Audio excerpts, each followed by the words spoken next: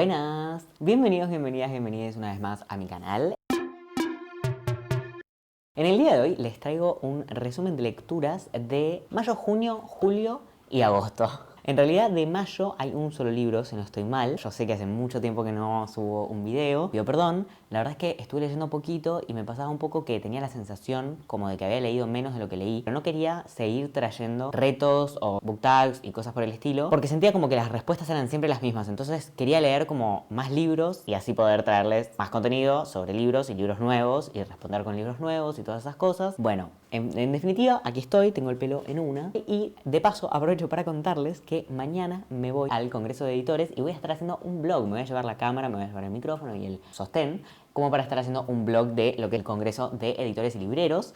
Vamos a ver qué onda, vamos a recorrer La Rioja capital juntos. Yo la verdad que estoy súper manijat, este viaje lo tengo planeado hace un montón de tiempo. Les voy a contar entonces de mis lecturas. Bueno, el primero de los libros que tengo para mostrarles es Primera Sangre de Amélie Nothomb, que me llegó junto con el Club de Lectura Urano, que es un club de lectura al que yo estaba suscrito. Nos cuenta la historia de un diplomático belga que va a estar en la República del Congo mientras ocurre la revolución del Congo. Y tiene la particularidad de que este diplomático belga es el padre de la autora. O sea, la autora hace una biografía de su propio padre, que entiendo que la hizo por las fechas en las que su padre falleció, y recopila un poco varios eventos de su vida, desde la infancia hasta esta situación en la que se encuentra de estar en el Congo durante la revolución del Congo como diplomático belga. La verdad que la novela me gustó. Me parece que es mejor leerla habiendo leído otras cosas de la autora y con el interés específico de leer a la autora, así como la temática en sí no me llamó lo suficiente la atención. Me pareció que narrativamente no fue la novela que más me interesó, digamos, en el mundo. Me parece que puede ser también que yo no lo habría elegido como lectura. Está bueno eso también de los clubes de lectura, igual que te sacan un poco de la zona de confort. No me pareció malo, me pareció que la autora escribe bien y por eso siento que si la autora te gusta y querés leer más de ella, como leer un libro que sea ella escribiendo para disfrutar de su escritura, esta es una buena opción porque narrativamente tal vez no sentí como tanta conexión con la historia. Mi recomendación, así como si tuviera que poner un hipotético escenario, ¿cómo sería? Si el libro lo tenés o sos un fan de Amélie Nothomb y querés leer otra cosa de ella, lo recomiendo, tipo 10 de 10. Personalmente yo no lo compraría. También lo recomendaría si te interesa particularmente algo de todo lo que dije de la trama. Por ejemplo, la Revolución del Congo. Igualmente no es tan histórica la novela, o sea, no habla tanto como de las bases de la revolución, ni mucho menos. Es como más esto, biográfico. Bueno, ese es el primer libro. Y en el blog, en la reseña, le puse un 6 de 10. Seguimos con la siguiente lectura. En este caso es Fármaco de Almudena Sánchez, una autora española, que nos va a contar a lo largo de esta novela su historia con la depresión, pero no solo con la depresión, sino con los antidepresivos. Y particularmente como con cómo esto afecta a su día a día, a su depresión y a su vida. El libro me pareció mucho más interesante en la sinopsis que en la práctica. A nivel como desarrollo de trama, no logró generar la suficiente tensión, no tensión en el sentido de thriller, o sea, no tensión en el sentido policial o como esta cosa de querer resolver un misterio, sino como esta tensión entre querer saber. Siento que no la generó lo suficiente. Sí me encontré con un estilo narrativo que me gustó muchísimo. La manera en la que escribe y la que describe la autora me gustó, me pareció interesante. Había algunas cosas un poco líricas que me parecieron bastante bonitas, pero igual aún así me dio la sensación como, por un lado me parece que está bueno que se trate este tema, me parece que aparte es una cosa bastante específica dentro de lo que se puede hablar de los psicofármacos y las historias con alguna psicopatología, pero aún así es como que no terminé de conectar. El libro se me hizo ligeramente cuesta arriba, sobre todo en algunos sectores, que era como abrumador, pero no abrumador a un nivel incluso que podría ser hasta positivo, como de me está transmitiendo mucho, sino más desde el lado de estoy leyendo una y otra vez lo mismo, ¿no? Como me abruma que sea tan pesada la historia. En resumen, no es tampoco la mejor lectura de mi vida, pero está bien. En la reseña le puse 7,75 de 10. Súper específico.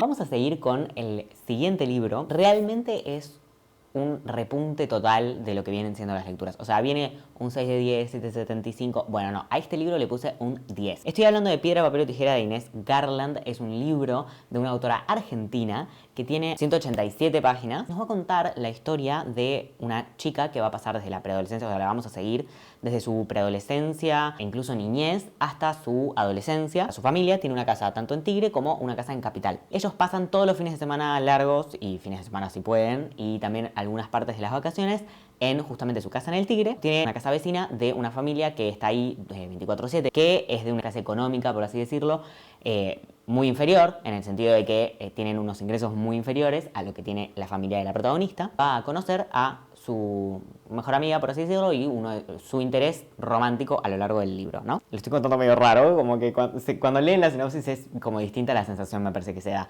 Pero la familia de la protagonista, de Alma, es bastante tradicional, es madre, padre y Alma, y en el caso de la familia de Carmen y Marito es bastante distinta, viven con varias generaciones en la casa, tienen, como les digo, ingresos bastante menores, changas. Es una situación bastante diferente a la que tiene la protagonista. Cuestión que se va a entablar un vínculo ahí, como les digo, de mejor amistad, de interés romántico, pero también de amistad, etc. Y vamos a seguir como no solo estas aventuras de Alma teniendo como un vínculo con Carmen y con Marito, sino también con un plot twist. Bueno, al menos a mí me pareció un plot twist porque de hecho no está como narrado en la sinopsis, pero va a estar mezclado con la historia como argentina y el momento histórico en el que todo estaba sucediendo, que es en un momento empieza a ser la dictadura cívico-militar, la última dictadura cívico-militar que tuvimos en Argentina, la de los 70, y esa mezcla hace todavía más interesante la lectura. La verdad que lo que más destaco del libro es la manera en la que están construidos los personajes, sus emociones y su crecimiento y sus relaciones interpersonales.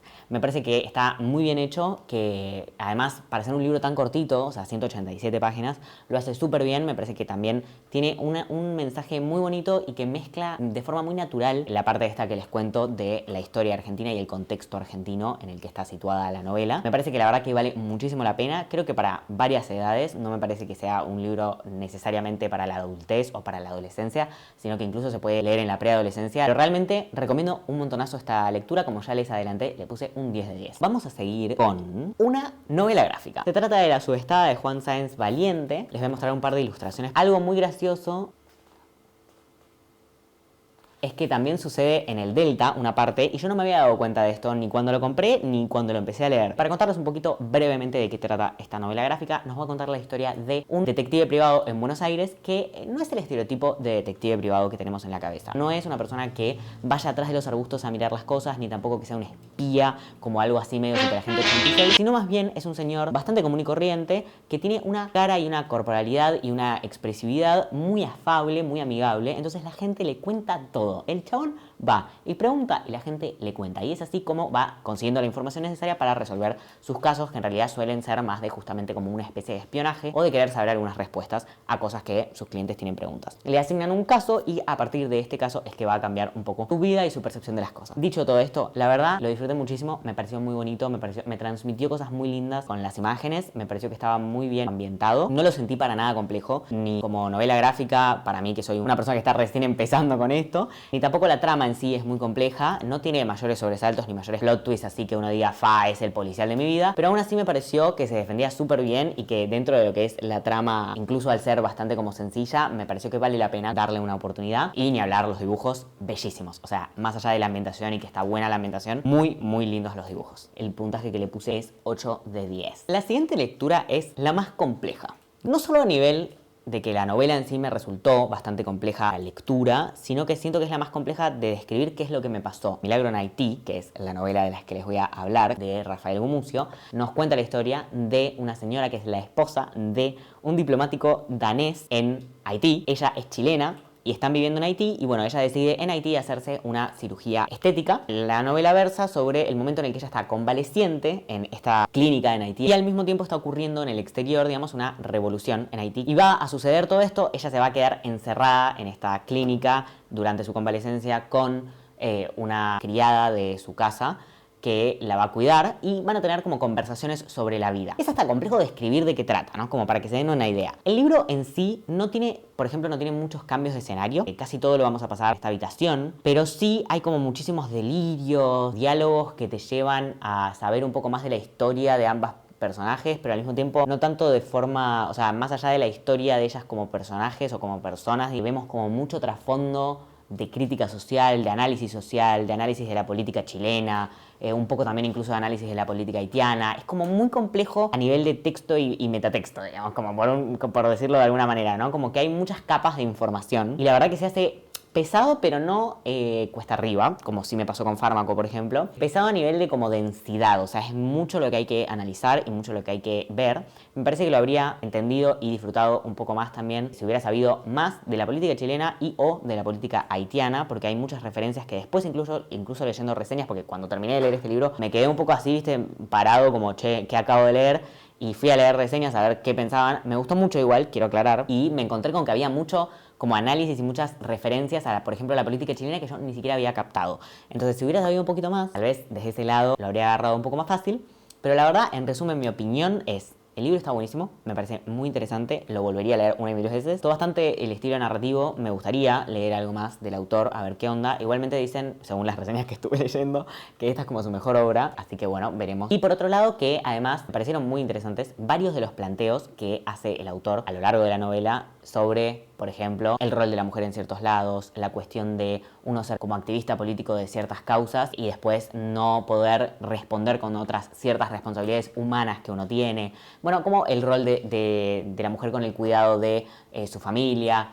Hay muchas cosas bastante interesantes de las que tirar. Yo también fui anotando un montón de cosas porque me gustaría releerlo en algún momento. Creo que es de los pocos libros que me gustaría releer en algún momento y que lo sé desde el momento en el que lo leo. Y le puse un 8,5 de 10. Continuamos con el poemario de une compi del laburo. Se trata de nombrar la intimidad de Belén Diesenfeld, que como les digo es compa mío de laburo. Este poemario me gustó mucho, me parece que utiliza muy bien el lenguaje, que el título se mezcla e entremezcla muchísimo con lo que quiere contar. Y la verdad que eso siempre lo agradezco muchísimo en todas las obras y me encanta. Además, me parece que el libro habla de nombrar la intimidad propia y nombrar las propias intimidades del lector, de los lectores. Y eso me pareció súper interesante, me parece que lo logra mucho. De hecho, se lo comenté a Bel. Además, me parece que lo hace bien, o sea, como que siento que interpela. Interpela tanto con los temas que trata como de la manera en la que los trata. Le di un 10 de 10 y me parece que si pueden darse el honor, el lujo de ir a hablarle a Bel y conseguirlo,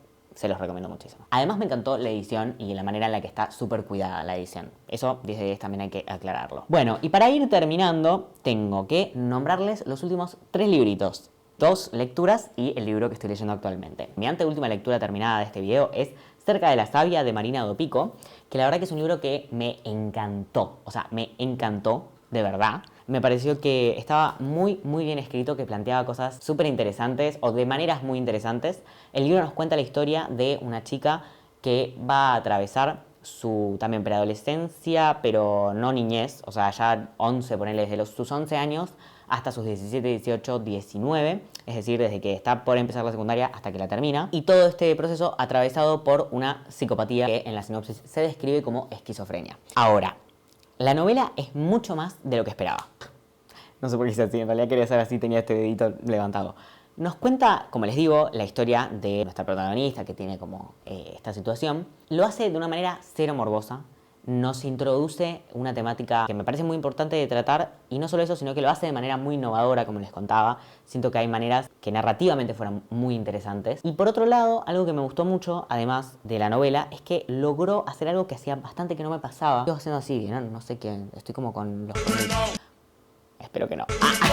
Pero cuestión que hacía mucho que no me pasaba que me absorbiera tanto la lectura. Yo desde muy chico que leo y desde muy chico que me pasa, traigo mucho en una lectura, me olvido como de mi entorno, mi alrededor, de quién soy. Y es como, ¿vieron esa sensación de cuando te despertás de una siesta sin saber ni tu nombre? Pero sin la parte mala. O sea, como sin haberte quedado dormido durante muchas más horas de las que querías y como ese calor y esa deshidratación que uno siente cuando se despierta. Sin todo eso, la sensación positiva de haber descansado un montón, bueno, eso es lo que me generaba este libro. Como que de repente, por ejemplo, en un momento lo estaba leyendo de camino al trabajo en el subte y llegó un momento que hice como así y dije, es verdad que me llamo Fe, que estoy yendo al trabajo, que son tantas horas es tal hora de la mañana, como tuve que hacer todo un raconto punto por punto de qué es lo que me había pasado, como para volver en mí, digamos. La verdad que me atrapó muchísimo, me pareció muy llevadero. La puntuación que le puse es 10 de 10. Y para finalizar las lecturas terminadas, leí un libro que se llama El gato que venía del cielo, que voy a poner por acá o por acá la portada. Es de Takashi Iraide y no lo tengo en físico porque es un libro que me prestó mi mamá. Me dijo que ella lo había leído, que le había gustado mucho y que me lo prestaba para que yo lo leyera, así que lo agarré, lo leí y les cuento un poquito mi opinión. Primero que nada, trata de un matrimonio en Japón que se va a mudar a las afueras de la ciudad o como una parte más campestre y van a conocer a un gato. De repente aparece un gato en sus vidas y como que la novela nos cuenta un poco su relación con el gato y con todo lo que va conllevando generar un lazo afectivo con ese gatito. Bien, la verdad tengo que decir que el libro me gustó mucho, me pareció muy tierno. Están buscando un libro que os transporte a algo que no tenga necesariamente un conflicto, sino que sea simplemente como un raconto de la situación. Lo recomiendo, me pareció como muy interesante de ese lado, como el planteo de la trama es bastante... Bueno, te voy a contar de un matrimonio que conoce a un gato y su relación con el gato, y esa es la historia. Y me parece muy lindo, muy tierno, muy adorable. Tiene una cantidad de páginas además que da, o sea, no es que son 800 páginas al respecto, entonces es como que en ese sentido está bien balanceado. Pero he de decir que sí sigo sintiendo el peso de la diferencia cultural del enfoque entre la literatura occidental y la literatura asiática o particularmente japonesa, porque creo que me pasó sobre todo con literatura japonesa. Es como que siento que hay cuestiones culturales que yo no termino de apreciar. No solo a nivel de que, por ejemplo, poner un ejemplo cualquiera, ¿no? Que por ahí se menciona algo cultural que yo no entiendo, no termino de entender como la importancia que tiene la cultura japonesa, por ejemplo, sino como a nivel de en dónde se pone el foco en las historias o qué es lo que está pasando por atrás. O sea, cuando nosotros hablamos de ciertas situaciones sociales, damos por hecho la importancia, o sea, por ejemplo, un primer beso, ¿no? Ponele. Puede haber una sociedad para la cual un beso no signifique nada y nosotros cuando hablamos de primer beso o de un beso entre dos personas, ya suponemos o presuponemos cierta importancia en esa situación. Y por ahí hay otra cultura que no, por ejemplo, que no lo haga. Entonces, si leyeran un libro en el que ocurre un beso, es como que no entenderían lo mismo que estamos entendiendo nosotros cuando vemos esa situación o leemos sobre esa situación. Entonces me da un poco de esa sensación, como que hay algo que no termino de entender.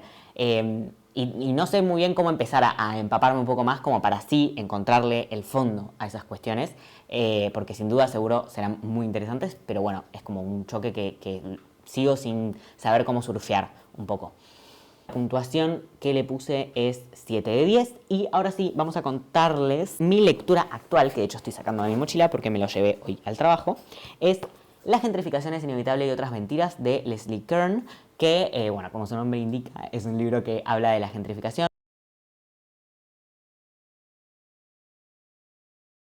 Una situación que podría aplicar, a la que podría aplicar es un barrio empieza a cambiar su dinámica y empieza a haber más lugares de alquiler, más cafés de especialidad para suplir las necesidades de la gente que va de turismo, empieza a haber más centros comerciales y cambia entonces la estructura y cambia incluso la población a veces, muchas veces, porque la población misma se ve desplazada tanto de forma directa como de forma indirecta por las consecuencias de cosas que suceden por ese cambio. La verdad que la novela, el libro, me está gustando muchísimo, me parece súper interesante el tema en general y en particular por cómo está siendo planteado, me parece que lo está divulgando muy bien, es un libro de divulgación bastante copado. Hoy un compañero de trabajo usó esa palabra para describir este libro de divulgación, digo, y me pareció muy acertado, muy accurate. La verdad, 10 de 10, lo recomiendo, me parece un tema súper interesante e importante para ver y para pensar. Y hay muchísimas aristas desde las cuales hacerlo, así que me gusta que el libro siento que ya está tocando bastantes, entonces estoy muy interesado en ver cómo sigue. Sin ir más lejos, este es el final del video. Espero que les haya gustado, que les haya interesado. Cuéntenme qué leyeron ustedes en estos meses, cómo estuvieron, si les gustó el video, si les interesa o ya leyeron o algo con todos estos libros que les estuve mencionando. Eso sin dudas, si leyeron alguna de mis reseñas y les gustó, todo cuéntenmelo y espero que nos sigamos viendo por el canal y quédense atentos, atentas, atentes, que voy a estar subiendo el blog que les comentaba también, que los voy a estar grabando y también les recomiendo seguirme por mis redes sociales, que seguramente va a estar bastante televisado el momento del congreso, como para que ya vayan teniendo algún que otro adelanto. Nos estamos viendo. Chau chis.